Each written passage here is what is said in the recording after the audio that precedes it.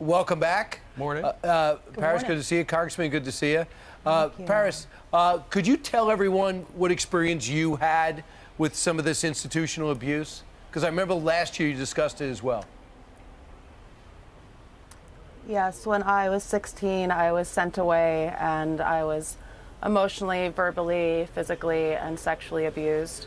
And this is still happening today at these places, and 200,000 children are being sent away to these places every single year. Were you able to call your parents and tell them? I was not able to tell my parents because everything was monitored, and if I said anything negative about what was happening, they would immediately hang up the phone and punish me. So it was just terrifying, and I wasn't able to tell my family and was cut off from the outside world. Sure. And Paris, what makes your story so potent is the fact that you are from a super prominent family. And people all around the world, when you started telling your story, it's like, hey, if that can happen to Paris Hilton, it can happen to anybody, right?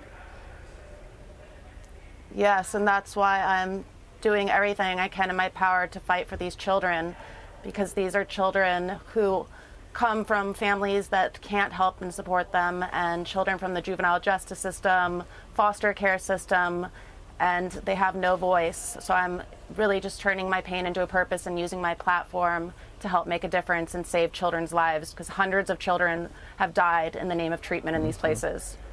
Congressman, I know you're introducing this federal bipartisan legislation reform troubled teen industry bill. Tell us about that and who's working with you.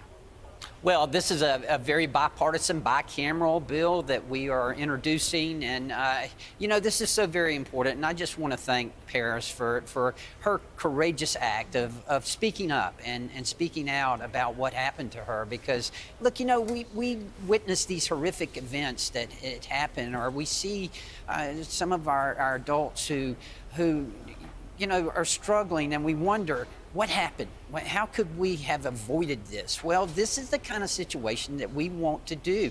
And what this bill is going to do is to enhance the collection of data and of information, so that we can see what the goals, what the practices, the ethics of some of these group homes and these facilities are, so that parents and children can make an informed decision on whether they want to participate or not.